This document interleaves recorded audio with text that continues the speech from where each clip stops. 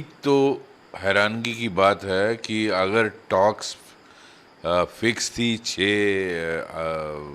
अक्टूबर के लिए, और इवन अब प्रपोज किया कि 25-26 को आप कर लो, और उसके बावजूद आज जैसी हालत बना दी, इससे किसको फ़ायदा होता है ये देखना चाहिए ना इन्वेस्टिगेशन में।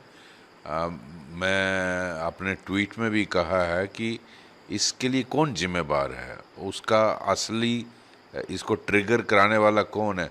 इस सारी सिचुएशन जो आज पैदा हुई, 4 जानें चली गई, उनके लिए कौन जिम्मेदार है। इतने लोग जख्मी हो गए दर्जनों के हिसाब से, और इतनी प्रॉपर्टी, इतनी गाड़ियां जला दी गई, इसके लिए जिम्मेदार कौन है। उस पर रिस्पॉन्सिबिलिटी फिक्स होना बहुत ज़रूरी है। और ये जब टॉक्स चलते हुए, कोई फ्रस्ट्रेशन वाली बात है नहीं, government of India is willing to talk, बातचीत हो रही है।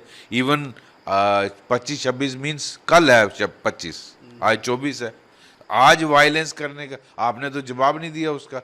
आज वायलेंस करने का क्या कारण है, इससे फ़ायदा किसको है, ये देखने वाली बात है। मैं समझता हूँ ये इन्वेस्टिगेशन में और इंक्वायरी में आना चाहिए। अगर कमीशन भी बैठता है, ये इंक्वायरी में आना चाहिए। इससे फ़ायदा किसको कौन उठाना चाहता है। लगता है कोई पॉलिटिकल मोटिव है इसमें। लग रहा है जिस तरह आप देखिए, सोनू वांगचुक की जो वो अरब स्प्रिंग की बात करना, इसको जो नेपाल में जैनजी का तख्ता, उन्होंने तख्ता पलटा, उसको अप्रिशिएट करना। इसी तरह ये जो बांग्लादेश में हुआ, इन इन सबको ये दिखाता कि ये कोई डीप रूटेड कॉन्स्पिरेसी सी लगती है। तो मैं समझता ये सारे एस्पेक्ट्स देखने चाहिए, इसकी क्यों हुआ।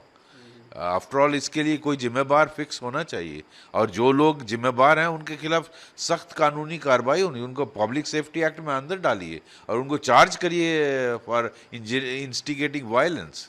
बिल्कुल होना चाहिए जी। जिस तरह बीजेपी दफ्तर को भी आग लगाई गई, आपको लगता है टारगेट की गई? बीजेपी दफ्तर को आग लगाई गई। आप देखिए काउंसिल को के दफ्तर को, जो वहाँ की हिल काउंसिल है, उसको आग लगाई गई। सीआरपी पुलिस की गाड़ियाँ और पब्लिक प्रॉपर्टी को डैमेज किया।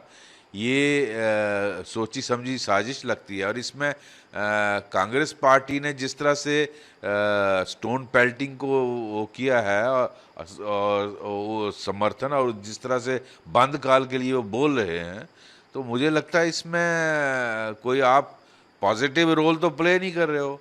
तो you want to cash in on situation like this, तो इसको सख्ती से निपटना चाहिए। ये गलत बात है। इसको पॉलिटिकल उसके लिए फ़ायदा थोड़ा देखना चाहिए कि मुझे इस सिचुएशन से फ़ायदा उठाना है जी। तो कहीं लगता है कुछ मिसगाइड किया गया यूथ को, यूथ देखो, सख्ती यूथ से। को उनको लग रहा है कि वो कोई राइटियस काज के लिए लड़ रहे हैं, जबकि ऐसा नहीं है। They are being exploited.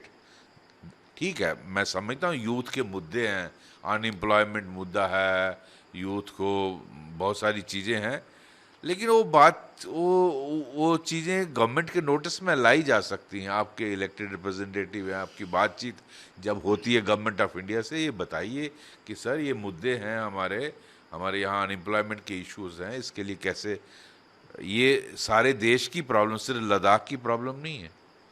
जो अनएम्प्लॉयमेंट के इश्यूज हैं वो सिर्फ लद्दाख में नहीं है, क्या जम्मू में, कश्मीर घाटी में, पूरे देश में ये इशू नहीं है। ये वहाँ भी इशू हैं कि जो यंग जनरेशन है उनको एक तो बहुत सारा गवर्नमेंट जॉब्स तो रिजर्वेशन से चला जाता है, ओपन मेरिट वाला हिस्सा रहता ही बिल्कुल, और जेएंडके में तो 30% रह गया है। दूसरा, प्राइवेट सेक्टर में भी जिस तरह से एआई आया है, बाकी चीज़ें आई हैं, अपॉर्चुनिटीज़ कम हुई हैं, लेकिन ये मुद्दे सारी कंट्री के हैं। तो उसको आप इस तरह से वायलेंस से उसका हल कोई समझता है निकाल सकता है, नहीं निकलेगा। आपको अपने जो रिप्रेजेंटेटिव हैं उनके थ्रू सरकार तक लाना चाहिए कि यहाँ कोई स्कीम्स लाई जाएं, यहाँ एम्प्लॉयमेंट अपॉर्चुनिटीज़ मिलें, वो लद्दाख के लिए वो जेन्युइन डिमांड होगी, उसको सरकार कंसिडर करेगी। तो मुझे लगता है उनको लगा कि हम कोई राइटियस काज के लिए लड़ रहे हैं तो जलाओ प्रॉपर्टी, तो they have been actually misguided and misused by these politicians.